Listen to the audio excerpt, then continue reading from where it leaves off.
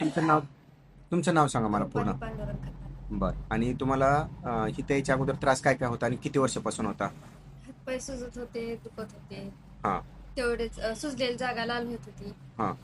2-4 वर्ष केलं आम्ही ट्रीटमेंट. सगळं ॲलोपॅथीची औषधं खाल्ली हो, खाली. आणि मग त्यांनी काय सांगितलं? कसं वाटलं म्हणले? काय होईल म्हणले? त्यांनी सांगितलं ह्याला काय उपचार नाही. हे हां, तुम्हाला गोळ्या औषध अशी कायमची खावावंच लागते. बरं. तेवढ्या पुरतं खाल्ले तेवढ्या पुरतं थोडं बरं वाटायचं. हां, परत जास्त त्रास व्हायचा. हां, फरक पडला नाही. हां, परत आमच्या पाहुण्याने सांगितलं हां. गोडशे डॉक्टरांकडे जावं म्हणून. हं, हं. तिथे फरक पडतोय कारण त्यांना पडलेला आहे पहिला. बरोबर. आणि तिथून परत आम्ही इथं आलो. 3 महिने झाले मी इथं खाते गोळ्या औषधं पत्ते पाळली. आणि बस्ती तेव्हापासून केल्या. मला आपण बस्ती केल्या. औषधं खाल्ली, पथ्यपाळी आणि पंचकर्म बस्ती हो, केल्या 2 वेळा. बस्ती केली. आता तुम्हाला किती फरक वाटतंय आणि किती आजार गेला असं वाटतंय तुमच्या शरीरातनं? मला आजार असलेच वाटत नाही. आता पूर्ण पूर्ण आजार फरक बरा पडला. झालेला आहे. म्हणजे हो. सगळं उठणं, बसणं, चालणं, फिरणं सगळं होतंय, काम होतंय सगळं व्यवस्थित. हो होतं. आणि आता आपण गोळ्या बंद म्हणजे निम्म्या करून पण पाहिलं, एक दिवसाआड करून पाहिलं. काय त्रास झाला का नाही तुम्हाला? काहीच त्रास नाही. पूर्ण त्रास गेला असं पूर्ण वाटतंय? त्रास नाही. ठीक आहे. हे सोबत पेशंटचे वडील आहेत. आपण त्यांचं मनोगत ऐकूया. तुमचं नाव सांगा बाबा. माझं नाव गौतम सिद्धू दरगुडे.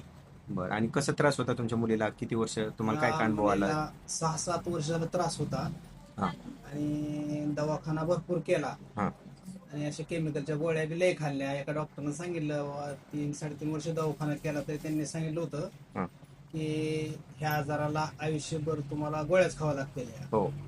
मग आमचे एक पाहुणा आहे तर टेंबोलीमध्ये, हं, त्या पाहुण्याने सांगितलं आम्हाला की असे असे कोलवड्याला पुढचे डॉक्टर आहेत हं, आणि तुम्ही तिथं जावा, हं. तुम्हाला फरक पडत. मग असं म्हणल्यावर आम्ही आलो इथं आणि 3 महिन्यातच माझी मुलगी अगदी परफेक्ट बरी झाली. बरोबर.